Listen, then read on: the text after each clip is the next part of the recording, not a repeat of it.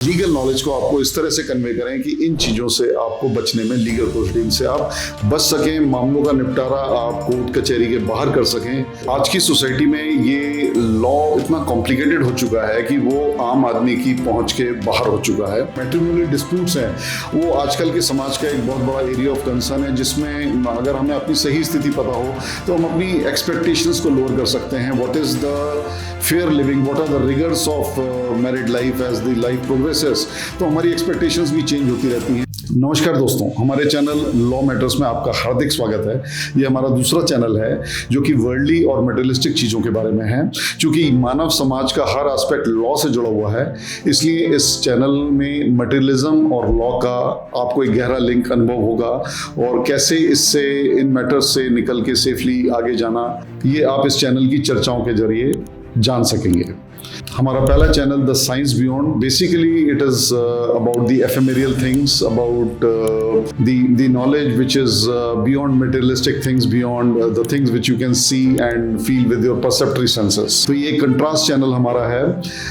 इसमें जिस तरह का टेस्ट, जो the people who are more into the worldly things, they can learn from this channel and enhance their materialistic prowess or benefit in some other way on that aspect। और दोस्तों, इसी प्रकार आपने देखा होगा कि कोई लीगल प्रोसीडिंग जो गलत चली जाती है, जैसे एक जहर का बीज होता है, तो there is a very worldly saying which conveys कि let's nip the evil in the बड।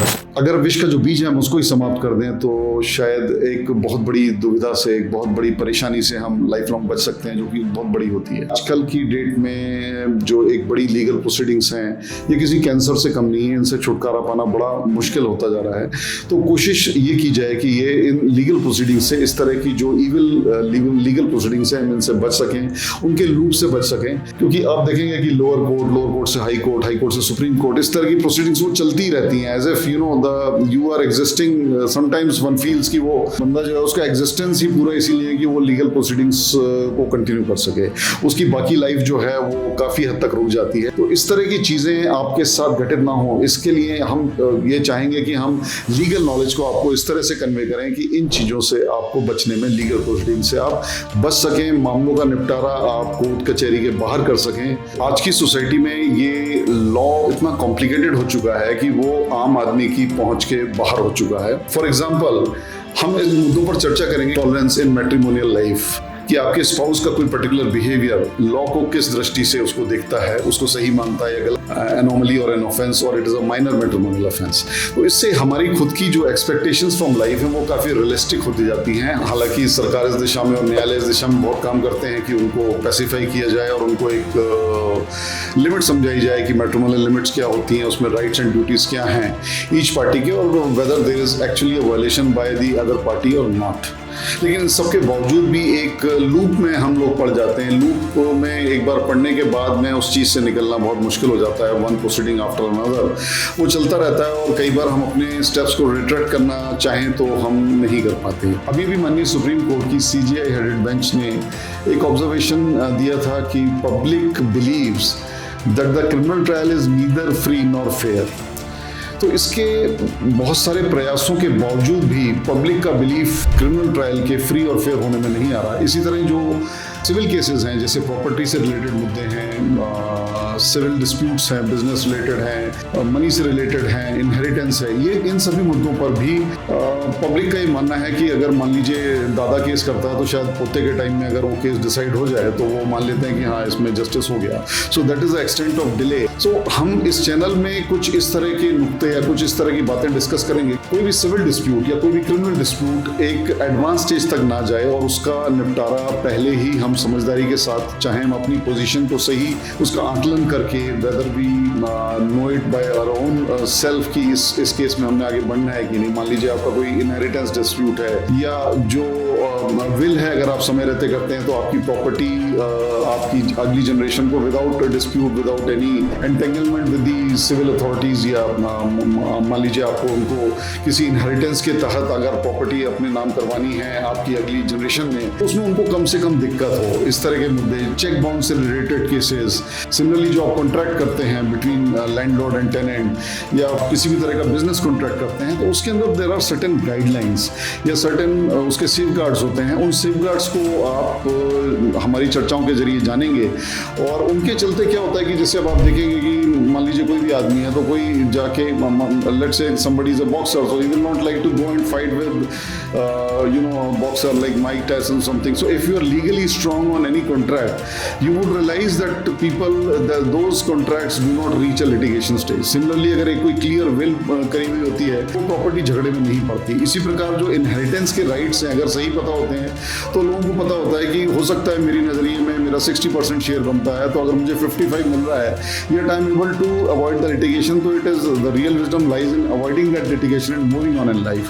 तो इस तरह के मुद्दे, हम इस तरह के नुक्ते आपको हमारी चर्चाओं के जरिए आपको मिलते रहेंगे।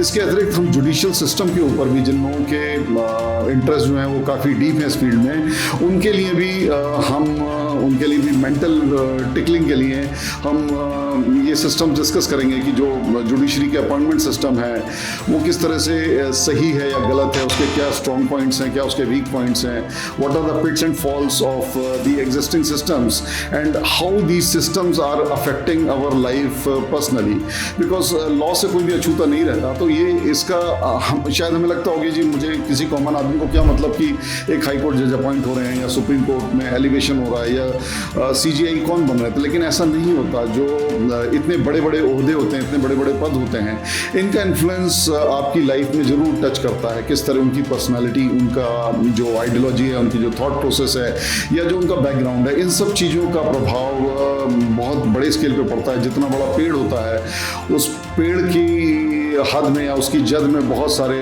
असंख्य जीव जंतु आप देखते हैं कि आते हैं।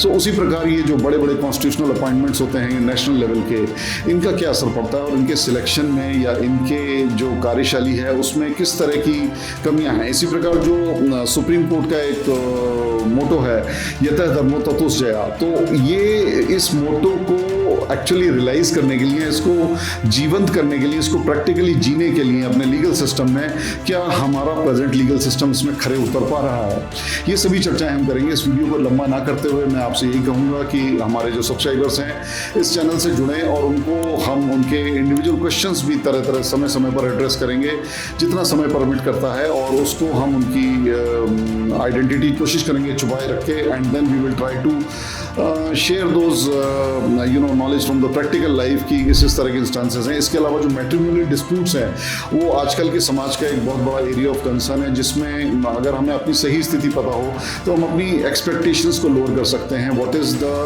Fair living, what are the rigours of married life as the life progresses, तो हमारी एक्सपेक्टेशंस भी चेंज होती रहती हैं। बच्चों का लाइफ में होना क्यों जरूरी है किसी भी मैट्रिमोनी में, या क्या डिवोर्स लेना ही एक सॉल्यूशन होता है, या कोर्ट कचहरी के जरिए ही इस तरह के डिस्प्यूट सेटल हो सकते हैं, क्या वो शॉर्ट ऑफ दैट नहीं हो सकते। तो पार्टीज के राइट्स क्या हैं, कि मान लीजिए मैरिज में डाउरी दी है तो उसमें किस तरह के राइट्स हैं, स्त्री धन क्या है, या मेंटेनेंस का अमाउंट एक फेयर क्या होता है। क्योंकि मैंने अक्सर देखा है बहुत सारे लोग इसी बात पे लड़ते रहते हैं कि मेंटेनेंस कम है, मेंटेनेंस ज़्यादा है, या लाइफ में उनकी जो सिचुएशन है they drag on with the litigation and unnecessarily they trouble themselves, they trouble the system, जबकि उसका सॉल्यूशन अगर वो रियलिस्टिकली सोचे तो उनको पहले ही मिल सकता है। अरे एक मिनट ओए, क्या हो रहा है यहाँ पर? कोर्ट है ये, 29 केस हैं आज के, कोई रेप का है, कोई मर्डर का है, कोई करप्शन का, बैठ के कवाली सुनूंगा मैं तुम्हारी यहाँ पर। इस तरह के बहुत छोटे बड़े सभी जीवन के एस्पेक्ट्स जो लॉ से जुड़े हुए हैं, इनको हम कवर करने की कोशिश करेंगे अपनी चर्चाओं के जरिए। Please subscribe the channel and share the channel with people whom you think it can benefit. Thank you so much, friends.